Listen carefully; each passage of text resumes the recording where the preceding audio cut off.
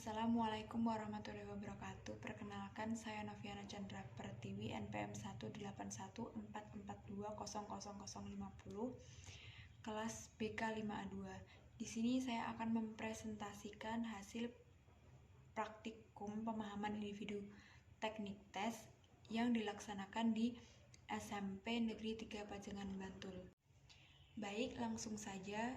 Tujuan dari praktikum pemahaman individu teknik tes sendiri yaitu mengumpulkan informasi tentang kultur sekolah atau profil sekolah, kemudian struktur organisasi dan tata kerja lembaga sekolah.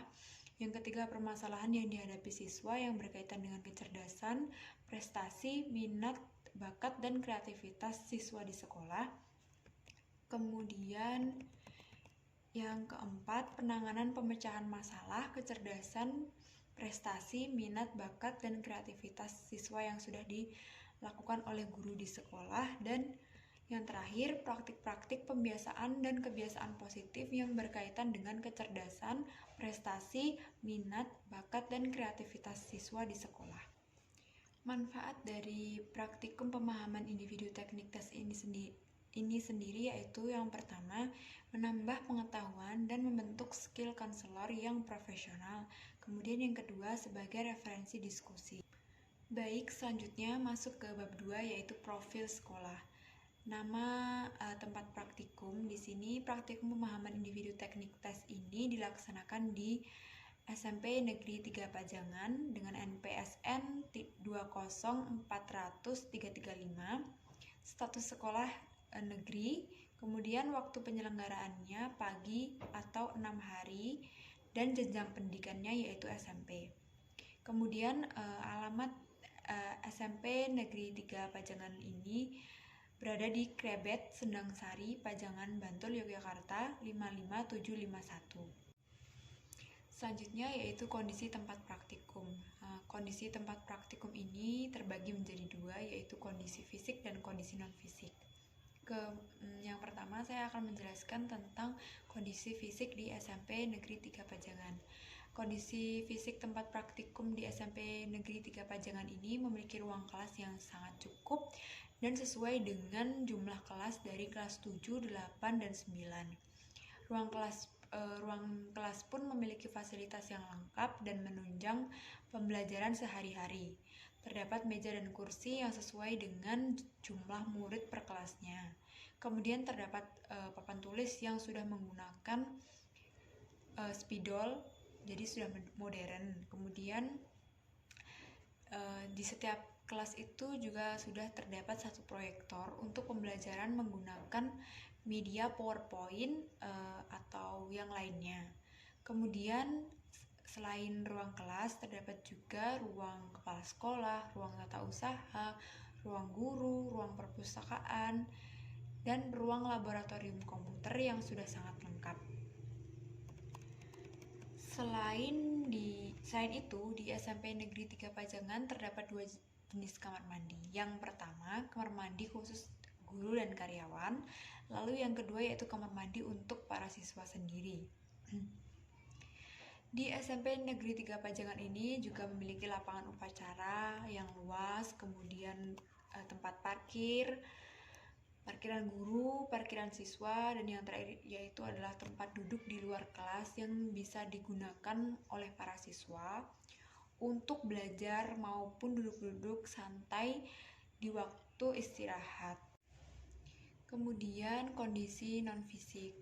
Kondisi non-fisik sekolah meliputi beberapa hal sebagai berikut. Yang pertama yaitu jumlah keseluruhan peserta didik dari kelas 7 hingga kelas 9 yang ada di SMP Negeri 3 Pajangan pada tahun ini adalah 380 peserta didik. Peserta didik di SMP Negeri 3 Pajangan ini juga selalu melakukan beberapa praktik dan kebiasaan-kebiasaan positif yang hampir sama dengan sekolah-sekolah pada umumnya atau sekolah lainnya.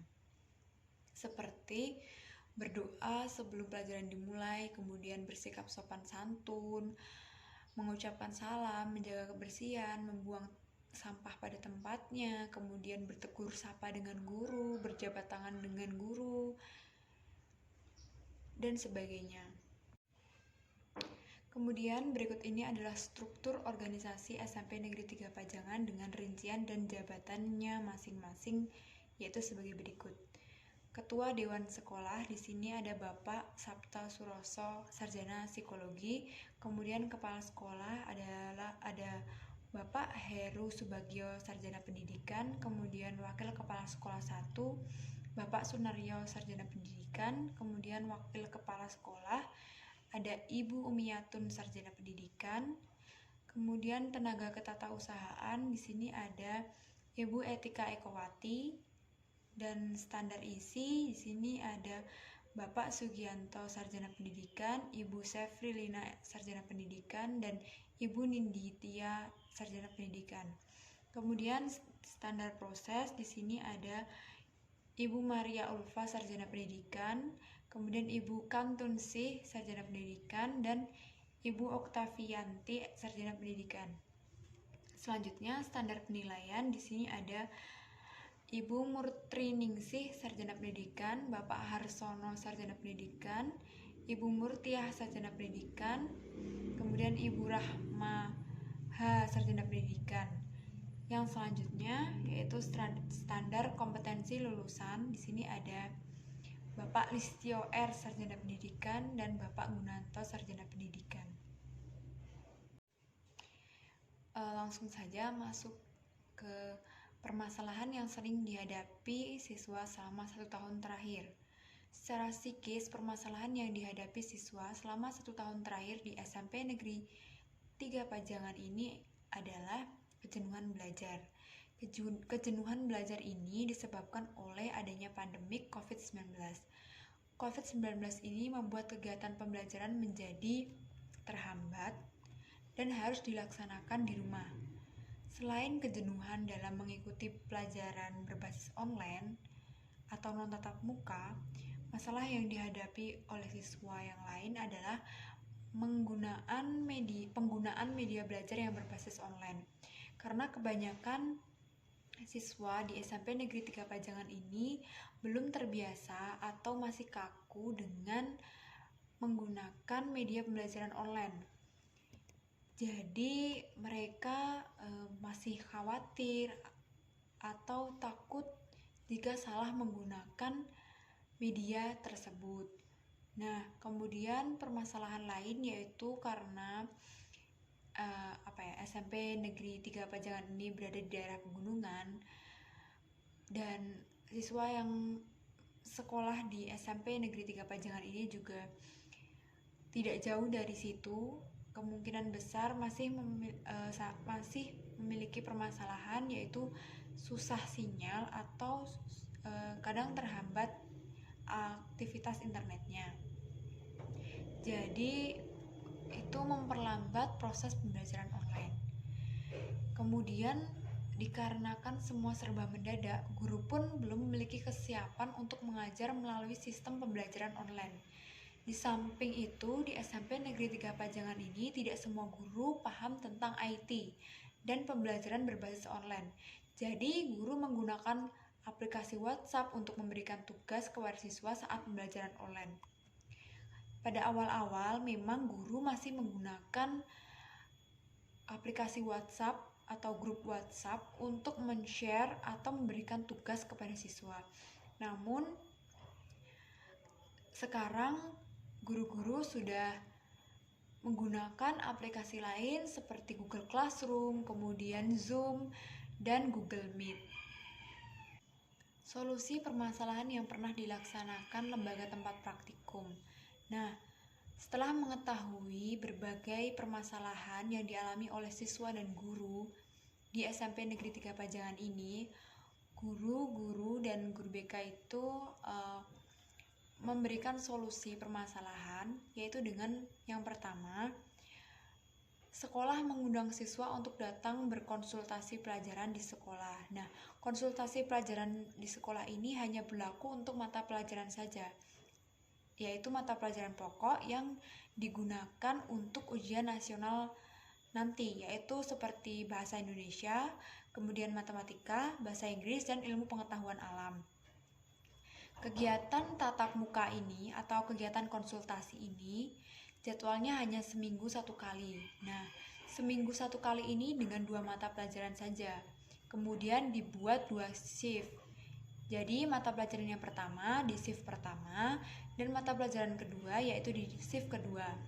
Di dalam satu kelas tidak berisi full peserta didik.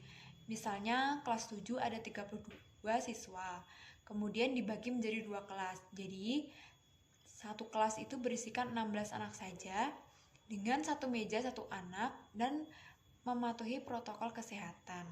Kemudian solusi untuk guru-guru sendiri yang masih belum bisa menggunakan media pembelajaran berbasis online, yaitu sesuai dengan informasi yang saya dapatkan dari guru BK. Sekarang guru-guru sudah mendapatkan pelatihan mengenai pembelajaran berbasis online.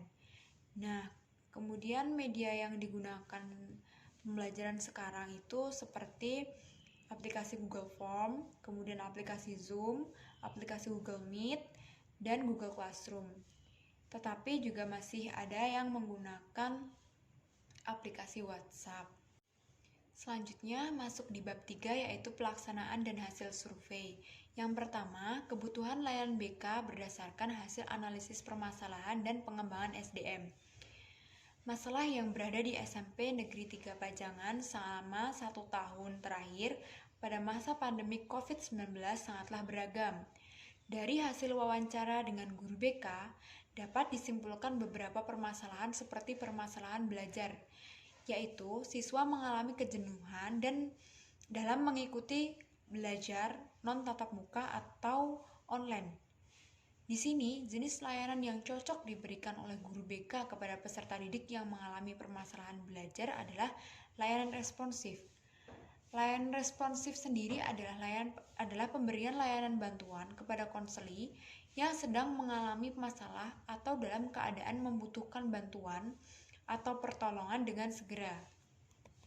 Sebab, jika tidak dengan segera dibantu, akan menimbulkan gangguan dalam proses pencapaian tugas. Selanjutnya, layanan responsif sendiri sangat cocok digunakan karena memiliki tujuan untuk membantu memenuhi kebutuhan yang dirasa sangat penting oleh peserta didik pada saat ini, dan layanan ini diberikan kepada peserta didik dengan segera. Strategi layanan responsif ini bersifat kuratif. Jadi, strategi yang digunakan adalah konseling individual. Melalui konseling, peserta didik yang mengalami permasalahan belajar akan dibantu untuk mengidentifikasi masalah, penyebab masalah, penemuan alternatif pemecahan masalah, dan pengambilan keputusan secara lebih tepat. Selain permasalahan dari siswa, berdasarkan wawancara juga dijelaskan bahwa guru-guru SMP Negeri 3 Pajangan memiliki permasalahan juga mengenai teknologi informasi. Guru-guru merasa kesulitan untuk menggunakan media online untuk mengajar. Kemudian cara mengatasi permasalahan guru sesuai dengan permasalahan yang dihadapi, yaitu para guru mengikuti pelatihan mengenai pembelajaran online dan penggunaan IT. Di samping itu, agar semua siswa dapat mengikuti kegiatan pembelajaran secara online dan tidak membolos, guru harus menetapkan jadwal belajar yang tepat di jam-jam yang memungkinkan. Jadi siswa tersebut akan mengikuti pembelajaran semua tanpa ada yang membolos. Selanjutnya yaitu sasaran pemahaman individu teknik tes.